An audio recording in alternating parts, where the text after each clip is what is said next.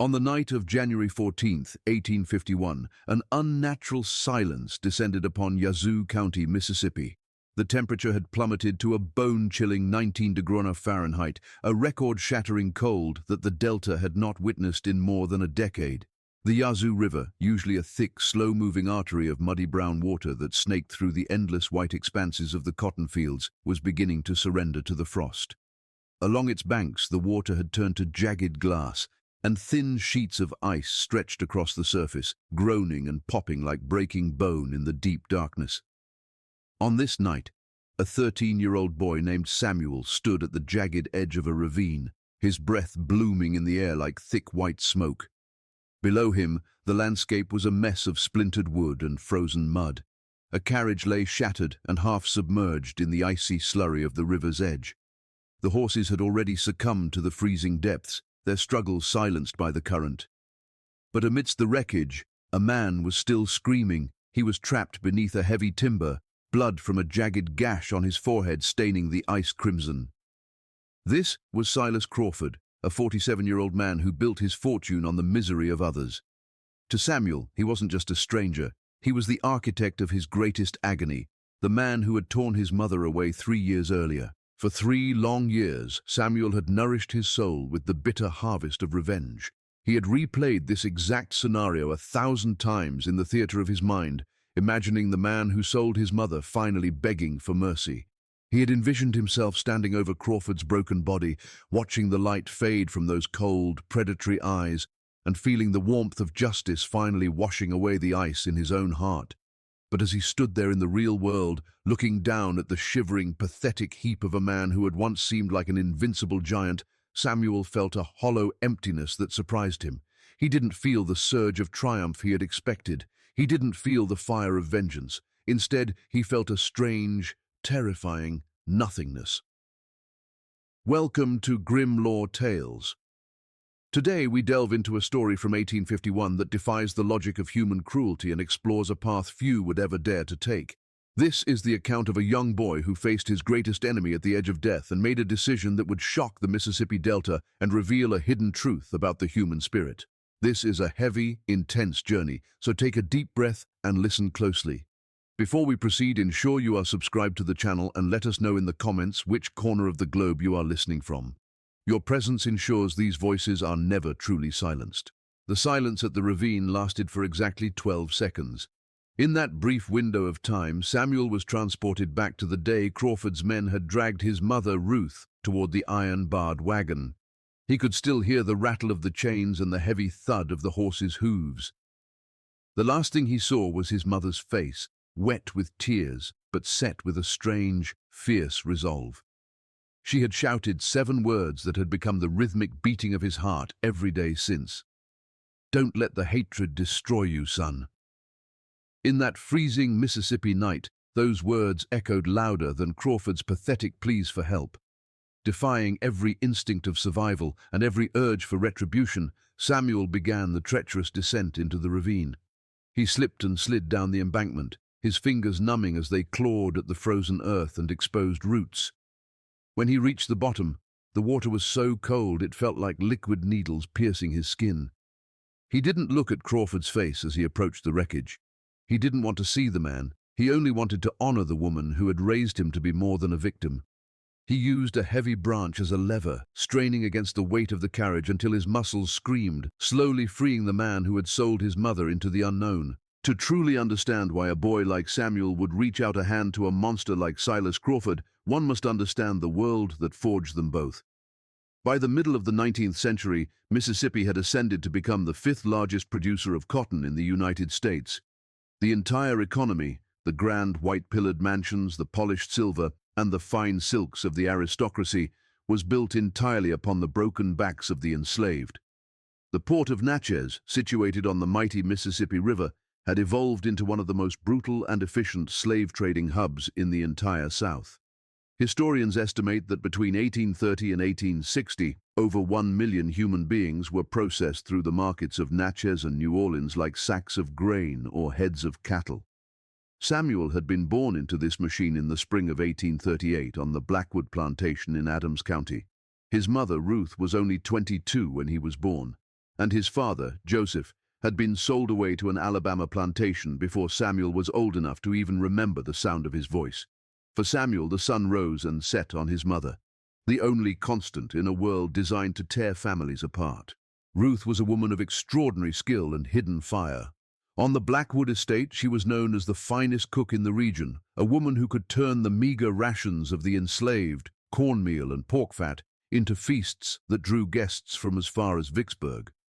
Her biscuits were like clouds, and her stews carried a warmth that seemed to heal the very soul. Mrs. Blackwood, the mistress of the house, was so envious of Ruth's talent that she once entered Ruth's pecan pie into a county fair under her own name, taking the first prize ribbon without a shred of shame. But Ruth's value to the Blackwood family was a double-edged sword. She possessed a striking beauty, high cheekbones, and eyes that held a quiet, flickering flame, which made her a target in a society where an enslaved woman had no legal protection against the whims of white men.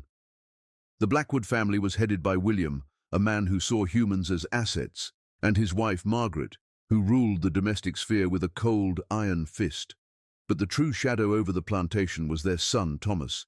In 1848, Thomas Blackwood was 24 years old and convinced that the world was a map of his own desires. Educated in Virginia, he returned to Mississippi with a collection of vices, whiskey, gambling, and a predatory nature that immediately fixed upon Ruth. He began haunting the kitchen when she was alone, standing too close and making comments that dripped with a terrifying intent. Ruth knew the patterns. She had seen sisters and friends disappear into the darkness of such attentions. She knew that resistance usually led to the lash or the auction block, but she also knew she had a son to protect and a dignity that could not be bought. On a humid night in September, Thomas's entitlement finally turned into violence. He cornered Ruth in the kitchen after midnight, the smell of bourbon heavy on his breath. Samuel, sleeping in the small room behind the pantry, was jolted awake by the sound of crashing iron and his mother's screams. When he rushed into the kitchen, he found Thomas on the floor, his face a mask of blood, while Ruth stood over him with a heavy cast-iron skillet, her eyes burning with a wild, desperate light. She had done the unthinkable. She had struck a white man to defend her honor, a crime that, in the eyes of Mississippi law, was far worse than the assault she had just survived. The aftermath of that midnight confrontation in the kitchen was a cold, suffocating silence that settled over the Blackwood plantation like a shroud. Thomas Blackwood's face would never be the same. The heavy cast-iron skillet had shattered his cheekbone and left a permanent, jagged indentation that pulled at the corner of his eye, giving him a perpetually ghoulish expression. In the rigid social hierarchy of the antebellum South, Ruth's act of self-defense was viewed as an existential threat. If an enslaved woman could strike the heir to a fortune and remain unpunished, the entire illusion of total control would begin to crumble. William Blackwood found himself caught in a cynical calculation of power versus profit. Ruth was the most valuable domestic worker he owned, a culinary artist whose reputation brought him social standing, but his son's humiliation demanded a brutal response to restore order. To resolve this, he summoned Silas Crawford, a man whose very name was synonymous with the cold-blooded machinery of the domestic slave trade. Crawford was a specialist for plantation owners who needed to dispose of troublesome property without the messy public spectacle of a trial. When he arrived 8 days later, his presence felt like a sudden drop in temperature. He wore a heavy black coat and carried a leather satchel filled with the paperwork of human misery, his grey eyes devoid of any flicker of empathy as he prepared to finalize the destruction of a family. Samuel watched from the shadows of the stables, his small heart hammering against his ribs as Crawford subjected his mother to a final, humiliating inspection. The trader moved with the clinical detachment of a man examining a horse, checking Ruth's teeth, squeezing the muscles of her arms, and noting her spirit in a small leather ledger. There was no recognition of her humanity, only a cold assessment of her durability and market price. Samuel saw the exchange of thick stacks of currency, the price of his mother's soul, and then the sound that would haunt his dreams for the rest of his life, the rhythmic metallic clink of iron shackles being locked around her wrists and ankles. As Crawford's men forced her toward a wagon with barred windows, Ruth turned back. Her eyes were red-rimmed but steady, anchored by a strength that the shackles could not touch. "Don't let the hatred destroy you, son," she called out, her voice a fragile bridge over the growing distance. "Be bigger than them. Promise me." Samuel tried to scream, to run, to tear the air apart with his bare hands, but the iron grip of an overseer held him back, pinning him to the earth as the wagon lurched forward. He watched until the dust from the road settled, and the only parent he had ever known vanished into the grey horizon toward the markets of Natchez, leaving him a 13-year-old ghost in a world of monsters. In the months that followed, the vibrant, inquisitive boy Samuel had once been withered away, replaced by a silent, hollow shell. The other enslaved people on the plantation whispered about the darkness taking him, a state of soul-deep grief that often claimed those who had lost everything. He stopped speaking, his eyes becoming flat and unreadable, and he moved through his chores in the stables with a mechanical precision that made him nearly invisible to the white family. But beneath this mask of brokenness, a transformation was occurring. Samuel's time in the main house had granted him a rare and dangerous gift. He had watched the Blackwood children's tutors from the hallways, memorizing the shapes of letters and the sounds of phonetics. After his mother was stolen, his grief turned into an obsessive hunger for knowledge. He scavenged a discarded, water-damaged Bible from a trash heap and hid it beneath a loose floorboard in the stable. By the flickering, stolen light of tallow candles, he taught himself the architecture of language. He started with small, heavy words: God, man, love, hate. Then he found the word that tasted like fire in his mouth: freedom. He realized that if the masters went to such great lengths to keep books away from them, then books must be a weapon. He sharpened that weapon in the dark, becoming literate in a world that demanded his ignorance. By 1851, Samuel had grown into a tall, broad-shouldered young man of 13, possessing a physical strength that belied his age and a watchful intelligence that he kept buried behind a submissive gaze. He had been assigned permanently to the stables, a position that allowed him a slight degree of autonomy compared to the grueling labor of the cotton gangs. However, his life remained a minefield. Thomas Blackwood, his face a permanent reminder of Ruth's defiance, took a sadistic pleasure in targeting Samuel for minor infractions, often ordering him whipped for the simple crime of not looking away fast enough. Samuel endured it all by becoming a master of invisibility, but his true life was happening in the dead of night. Through a free black blacksmith in Natchez named Isaiah, Samuel had become a small but vital link in the Underground Railroad. Isaiah, a man who had purchased his own liberty and now risked it every hour, recognized Samuel's literacy as a priceless asset. Samuel became a secret messenger, carrying coded notes and verbal instructions between safe houses scattered along the Yazoo River. He learned to read the stars, the moss on the trees, and the subtle shifts in the landscape. He was no longer just a victim. He was a silent participant in a war for the soul of the Delta. The night of January 14th began like any other mission for the secret network. Samuel had spent the evening delivering a message to a contact near the river, confirming the movement of a family seeking the North Star. The cold was unlike anything he had ever felt, a biting, predatory wind that seemed to freeze the very blood in his veins as he hurried back toward the plantation. He knew that if he were caught out after hours, the punishment would be catastrophic. But the urgency of the cause pushed him forward. As he skirted the edge of the deep ravine near the old wooden bridge, a sound pierced the howling wind, a high, thin scream that sounded more like a dying animal than a man. Most would have kept running, but Samuel's instincts, honed by years of hypervigilance, drew him toward the edge. Looking down into the jagged shadows of the ravine, he saw the splintered remains of a carriage and the thrashing forms of drowned horses in the freezing slush.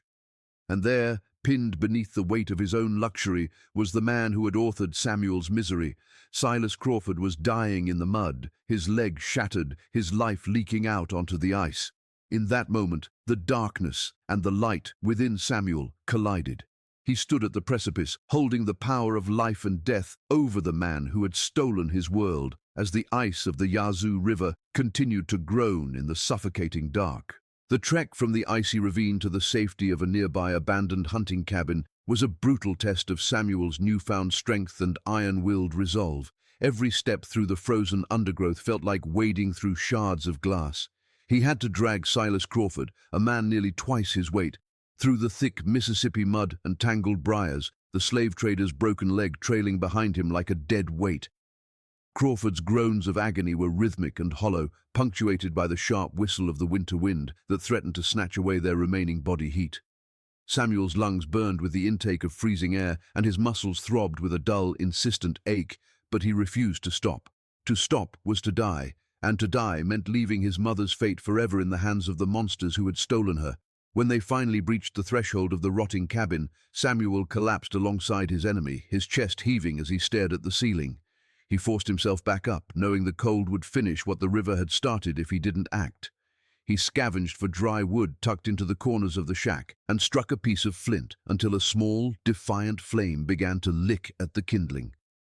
As the fire crackled to life, the orange light danced across Crawford's pale, blood-streaked face, and Samuel realized that for the first time in his life he held all the cards in a game of survival. For 3 days the cabin became a strange, purgatorial space where the roles of master and servant were dissolved by the sheer necessity of survival. Samuel tended to Crawford's wounds with a clinical efficiency that masked his deep-seated resentment. He fashioned a crude but sturdy splint for the trader's shattered leg and cleaned the gash on his forehead with melted snow, all while Crawford drifted in and out of a feverish delirium. In those quiet, flickering hours, Samuel watched the man who had destroyed his world, realizing that without his whip and his ledgers, Crawford was nothing more than a fragile collection of bone and fear. When the fever finally broke on the 4th morning, Crawford opened his eyes to find Samuel sitting by the fire, sharpening a piece of wood into a point. The trader looked at the boy, now his savior, with a mixture of bewilderment and terror. "Why?" he croaked, his voice like dry parchment. "You should have left me to the wolves, boy. I know what I did to your mother. I remember the look on your face when the wagon pulled away." Samuel didn't look up from his work. "I didn't save you for your sake, Mr. Crawford," he said, his voice cold and steady. "I saved you because dead men can't tell me where they sent my mother, and you are the only man alive who knows exactly where she went." The tension in the cabin was thick enough to choke as Crawford struggled to sit up, his face contorting in pain. He looked at Samuel with a new kind of wariness, realizing that the property he had once handled so casually had evolved into something far more dangerous. "I told the Blackwoods she was going to New Orleans," Crawford whispered, his eyes darting to the fire. "That's what the paperwork says, but I lied to them." He paused, a flicker of something resembling shame crossing his weathered features. "There was something about Ruth, a spirit I couldn't quite bring myself to break in a common auction house. I sold her to a man named Henri Dubois. He owns a plantation called Belle Rive, 60 miles north of Baton Rouge. He's a different sort of master. He's a scholar, a man who values order over the lash. I thought she might survive there better than in the sugar fields." Samuel felt a jolt of electricity run through his spine. The name Belle Rive was etched into his mind instantly, a beacon of hope in a sea of darkness. But he knew Crawford was a man who breathed lies like air. He needed more than a name. He needed a way to get there, and he needed leverage to ensure the trader didn't simply turn him over to the authorities the moment they stepped back into civilization. Samuel stood up and reached into his coat, pulling out a small, folded piece of paper he had been working on during the long hours of Crawford's recovery. "You think I'm just a boy who can be bartered and sold," Samuel said, stepping into the firelight. "But while you were sleeping, I was writing." He unfolded the paper, revealing neat, disciplined lines of script that shouldn't have been possible for an enslaved boy from the Delta. Crawford's jaw dropped as he stared at the document. It was a detailed list of Crawford's illicit dealings, the bribes he had paid to local sheriffs, the names of the buyers he had defrauded, and the illegal smuggling routes he used to bypass taxes. "I can read and I can write, Mr. Crawford," Samuel stated, his eyes locking onto the traders. "I have spent years listening to the men who think I am furniture. I know where the bodies are buried, and I know which officials would hang you to keep their own names clean. If I don't make it to Belle Rive with my mother, this letter finds its way to the federal investigators in Natchez. Your life depends on my success." The power dynamic had shifted irrevocably. The hunter was now the hound, bound by a leash of his own making. The silence that followed was broken only by the crackling of the logs. Crawford looked at the letter, then back at the boy, seeing for the first time the formidable man Samuel was becoming. He knew he was trapped. The evidence Samuel held was enough to see him rot in a dungeon or swing from a gallows. "You're blackmailing a man like me," Crawford said, a grim, admiring smile touching his lips. "You've got more iron in your blood than the Blackwoods ever will." He let out a long, ragged breath, realizing that his only path to survival lay in helping the boy achieve the impossible. "All right, Samuel, we do it your way, but we can't just run. If you're a runaway, every bounty hunter from here to the Gulf will be looking for you. I have a better plan. I'll go back to the Blackwoods. I'll tell them I was robbed and beaten by bandits and that I want to buy you. Thomas hates you enough to let you go for a pittance just to be rid of the reminder of what your mother did. Once you're legally mine, we can travel the roads as master and servant. No one will question us." The audacity of the plan made Samuel's skin crawl. To voluntarily become the legal property of the man who had sold his mother was a bitter pill to swallow. But he recognized the cold logic behind it. As a legally purchased slave of a known trader, he could move through the heart of the South without the constant threat of a patrol demanding his papers. He would be invisible in the most effective way possible, hidden in plain sight. They spent the next few days refining the story, ensuring every detail of the bandit attack was consistent and that Samuel's role as the loyal servant who found his injured master was believable. Crawford practiced his limp and his tale of woe, while Samuel prepared himself mentally to step back into the lion's den of the Blackwood plantation one last time. He knew that if Thomas Blackwood sensed even a hint of the truth, they would both be executed on the spot. But the fire of hope that Crawford had ignited with the words "Belle Reve" was enough to burn away his fear. On the morning of February 3rd, Crawford was finally strong enough to move with the help of a sturdy wooden crutch Samuel had carved. They stepped out into the biting morning air, leaving the sanctuary of the cabin behind. Crawford headed toward the nearest town to set the plan in motion, while Samuel retreated into the deep woods, waiting in the shadows for the signal that his life had been bought. 3 days of agonizing uncertainty passed before Crawford returned, clutching a set of official-looking documents with a grim sense of triumph. "It's done," Crawford said, holding up the papers that bore Samuel's name and a price tag of $75. "Thomas Blackwood was so eager to see the back of you, he didn't even haggle. He thinks you're going to a work gang in the New Orleans docks. He'll never look for you again." Samuel took the papers, his fingers trembling slightly as he felt the weight of the ink. He was no longer a Blackwood slave. He was a tool in a desperate gamble for freedom, and the long, dangerous road to Louisiana lay open before them. The journey from the frost-hardened woods of Yazoo County to the humid, moss-draped reaches of Baton Rouge spanned over 250 miles of the most treacherous territory in the American South. For Samuel, every mile traveled was a psychological war. He sat on the hard bench of the carriage, playing the role of the obedient, silent servant, while the man who had shattered his family sat just inches away, holding the reins of their destiny. To any passerby, they were merely a traveling merchant and his newly acquired property, a common sight on the dusty arteries of the Delta. But beneath the surface, the air between them hummed with the tension of a coiled spring. Samuel kept his gaze lowered, his hat pulled forward to shadow his eyes, practicing the art of invisibility that had kept him alive for 13 years. Inside, however, his mind was a whirlwind of calculations and memories. He thought of the letter tucked against his chest, a paper shield against the world's cruelty, and he thought of the name Belle Reve, repeating it like a silent prayer with every rotation of the carriage wheels. They moved through a landscape of contradictions, grand white-pillared estates that stood like monuments to greed, surrounded by the invisible blood and sweat of thousands who would never know the warmth of the rooms they built. As they crossed the state line into Louisiana, the biting cold of the Mississippi winter began to surrender to a heavy, cloying humidity that felt like a damp blanket against the skin. The geography shifted as they delved deeper into the heart of the Bayou State. The open cotton fields and hardwood forests of the north gave way to a labyrinth of cypress swamps and sluggish, tea-colored streams. Massive trees, draped in ghostly veils of Spanish moss, leaned over the narrow roads like ancient sentinels guarding secrets of the mud. The air grew thick with the scent of damp earth, blooming jasmine, and the subtle metallic tang of the great river nearby.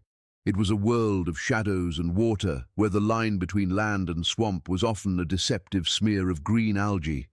For Samuel, this new landscape felt both beautiful and suffocating. He watched the white egrets take flight from the reeds, their wings like flashes of silk against the dark water, and wondered if his mother looked at these same birds from the windows of her kitchen. Crawford, whose leg was slowly mending but still required a heavy cane, spoke little during the day, focusing his energy on navigating the muddy tracks that frequently threatened to swallow their wheels. They stayed at small, out-of-the-way inns where Crawford's reputation as a trader granted them a grim sort of passage. In the stables of these establishments, Samuel heard the whispered stories of other enslaved men, tales of escapes, of heartbreaks, and of the growing rumors of a coming storm that would eventually tear the country asunder. As the sun dipped below the horizon each evening, casting long, bruised shadows over the marshes, the dynamic between the boy and the trader underwent a strange, forced evolution. Sitting by small, hidden campfires to avoid the eyes of the night patrols, Crawford began to talk, his voice losing its professional edge and becoming ragged with the weight of his own history.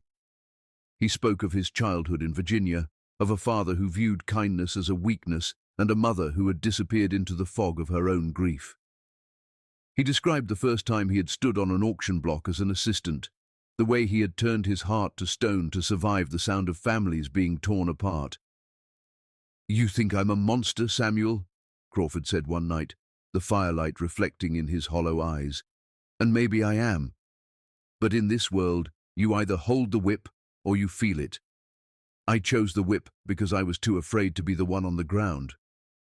Samuel listened, but he offered no absolution. He realized that the evil he had faced wasn't a supernatural force. It was the result of 1,000 small, cowardly choices made by men who valued their own comfort over the lives of others. Seeing Crawford's humanity didn't make his crimes any less heinous. It only made the system he served seem more pathetic and fragile. They reached the perimeter of Belle Reve on the evening of February 18th.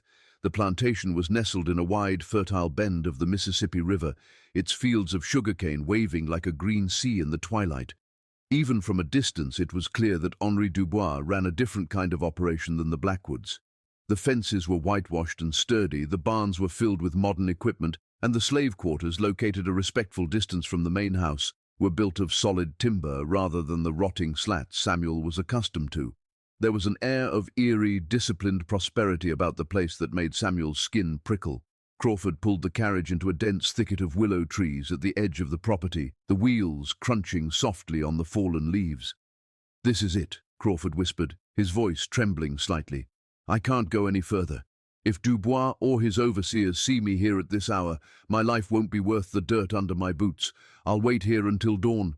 If you're not back by the time the sun hits the tops of those oaks, I have to leave. Do you understand?" Samuel didn't answer. He was already checking the weight of the small knife he had scavenged and ensuring the blackmail letter was secure. He slipped out of the carriage like a ghost, disappearing into the tall grass before Crawford could say another word. The approach to the slave quarters was a masterclass in stealth. Samuel moved with the patience of a predator, timing his movements to the rhythmic chirping of the cicadas and the distant low lowing of the cattle. He skirted the edges of the cane fields, using the shadows of the massive oak trees as cover. The main house sat on a slight rise, its windows glowing with the warm, golden light of oil lamps, a stark contrast to the darkness of the cabins below.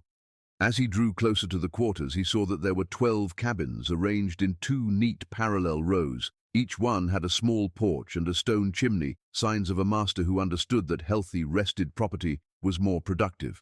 Samuel began his search at the far end of the row, peering through the small, glassless windows into the dim interiors. In the first cabin, he saw an elderly man snoring softly on a pallet. In the second, a young mother hushed a whimpering infant. Heart hammering in his chest, he moved from cabin to cabin, his hope flickering like a dying candle with every face that wasn't hers. He was at the 7th cabin when he saw her. She was sitting alone by a small, dying fire, her hands moving mechanically as she mended a piece of coarse fabric. Her face was thinner, her hair streaked with more silver than he remembered. But the quiet fire in her eyes was unmistakable. Samuel's breath caught in his throat, and for a moment the world seemed to tilt on its axis. He stood in the shadows just outside the door, his hand trembling as he reached for the latch. He wanted to shout her name, to break the silence of the night with the joy of his discovery. But the years of living under the shadow of the whip had taught him the value of caution. He knocked softly, a rhythmic tap that he used to use when he was a small boy coming home from the fields. Inside, Ruth froze. She set her mending aside and rose slowly, her eyes wide with a mixture of confusion and a hope she had likely tried to bury deep in her soul. She approached the door with a hesitant step, her voice a mere whisper as she asked, "Who's there?" Samuel stepped into the sliver of moonlight that breached the porch, his voice cracking with 3 years of unspeakable longing. "It's me, Mama. It's Samuel." The door swung open with a sudden, violent force, and Ruth stood there, her hands flying to her mouth to stifle a scream. For a heartbeat, neither moved, as if they were afraid that touching would shatter the vision. Then, with a low, guttural sob, Ruth collapsed into his arms, her tears hot against his neck, her hands clutching his shoulders as if to anchor him to the earth. Inside the small cabin, the air was thick with the scent of wood smoke and the overwhelming presence of a miracle. Ruth held Samuel's face in her hands, her thumbs tracing the lines of his jaw and the bridge of his nose, as if she were memorizing a map of the man he had become. "I prayed for this," she whispered, her voice ragged with emotion. "Every night, I told the stars to watch over you. I told the wind to carry my love back to the delta.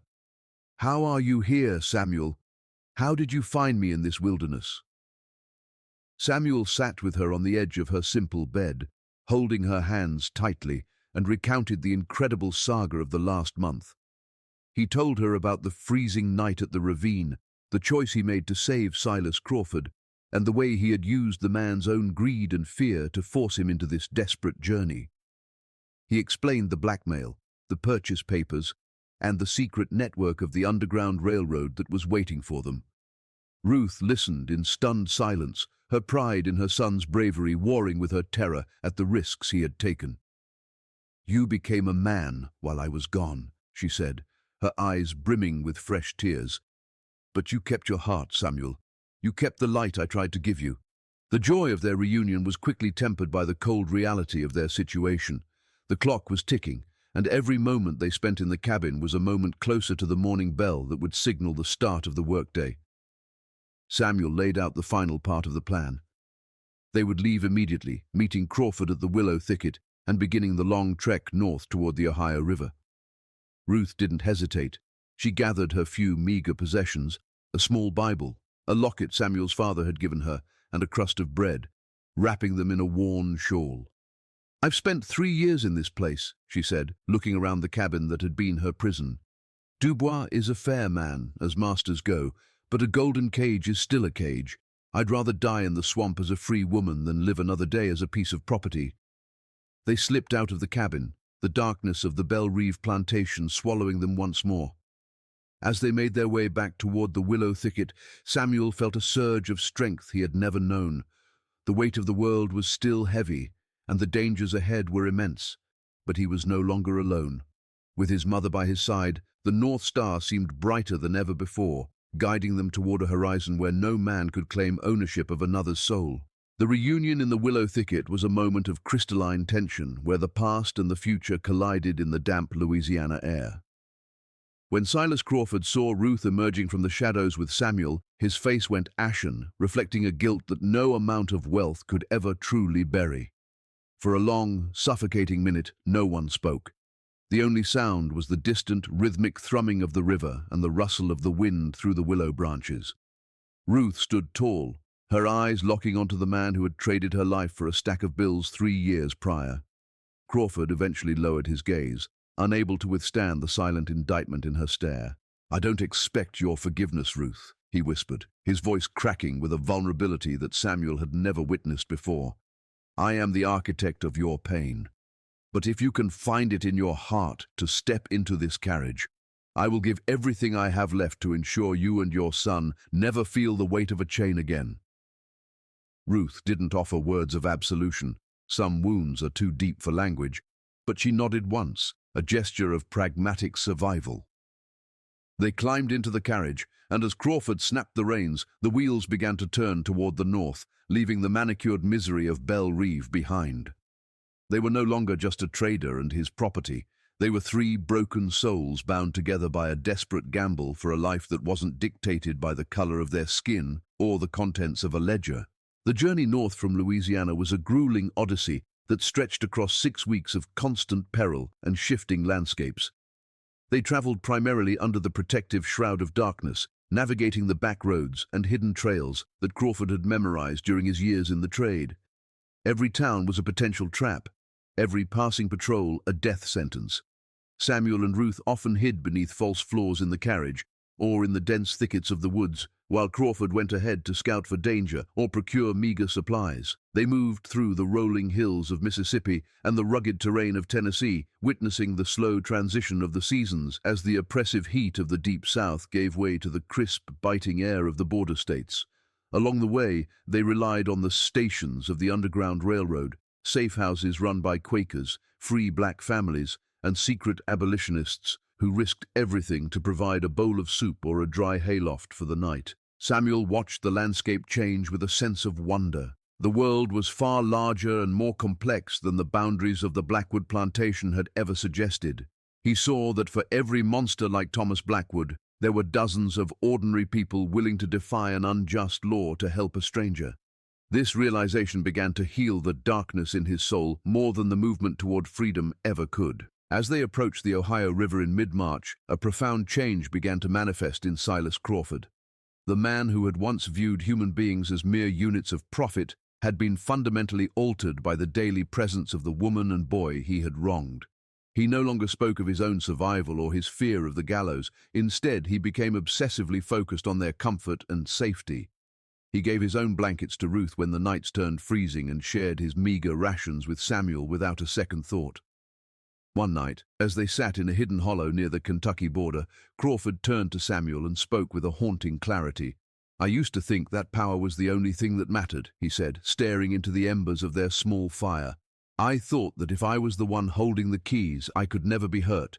But watching you save me that night, watching you choose mercy when you had every right to choose blood, it made me realize that I was the one who was truly enslaved. I was a slave to my own cowardice and my own greed. You're more of a man at 13 than I've been in 50 years. Samuel didn't offer a comforting reply, but he reached out and placed a hand on Crawford's shoulder, a silent acknowledgement that the man's penance was being witnessed. The crossing of the Ohio River took place on a moonless night. The water, a black, churning expanse that represented the boundary between life and death. Crawford had arranged for a small rowboat to meet them at a secluded point along the bank, manned by a silent, hooded figure from the secret network. As the boat touched the muddy shore of the free state of Ohio, Ruth was the first to step out. She stood on the soil, her eyes closed, breathing in the cold air with a depth that seemed to expand her very soul. Samuel followed, feeling a strange lightness in his limbs, as if the invisible weight of the Blackwood plantation had finally been lifted from his shoulders. They were legally in the North, but they were not yet safe. The Fugitive Slave Act meant that bounty hunters could still snatch them from the streets and drag them back to the Delta. Crawford stood in the rowboat, his face illuminated by a single distant star. "I'm going back," he announced, his voice steady. "I have money, and I have the trust of the men in the trade. I can do more damage to the system from the inside than I ever could from the safety of Canada. I'll send word when I can." He looked at Samuel one last time, a ghost of a smile touching his lips. "Keep that letter, Samuel. Use it if you ever have to. But I think you've already found a better way to change the world." The final leg of their journey took them across the border into Canada on April 28, 1851. They settled in the Dawn settlement near Toronto, a community founded by and for those who had escaped the clutches of the South. It was a place of hard work and simple living, but for Samuel and Ruth, it was paradise. Samuel used the literacy he had cultivated in the shadows to enroll in the settlement school, where he excelled with a brilliance that stunned his teachers. He realized that education was the ultimate form of resistance, and he eventually became a teacher himself, spending the next 4 decades educating generations of black children who would never know the sting of the lash. Ruth opened a small bakery, and the scent of her famous pecan pies, the same ones that had once won ribbons for the Blackwoods, now wafted through the streets of a free town, a symbol of her reclaimed dignity. They lived with a peace that was both quiet and profound, their lives a living testament to the power of a single choice made in a frozen ravine.